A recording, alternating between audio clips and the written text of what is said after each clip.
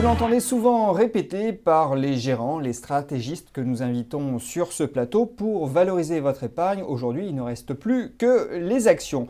Ce discours consensuel est fort bien argumenté, mais le problème est que souvent, les cracks surviennent lorsque le consensus est fort, comme c'est le cas aujourd'hui.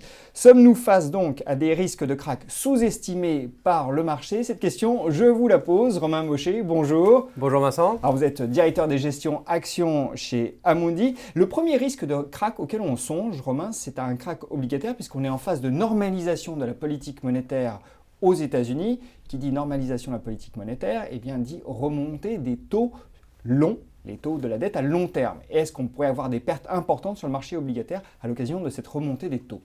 Cette analyse est indéniable. Néanmoins, nous sommes plutôt amenés à la relativiser pour différentes raisons.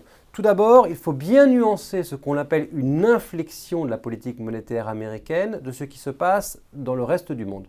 Tout d'abord, d'une part, on ne parle que d'une inflexion. Le fameux mot anglais tapering, c'est le principe de dire j'injecte moins d'argent en termes de liquidité. On n'est pas en train de fermer un petit peu le robinet, on n'est pas encore en train ni de le fermer, ni encore moins d'ouvrir le siphon pour retirer la liquidité. Donc on est encore très très loin du moment où il y a une vraie tension sur la liquidité américaine.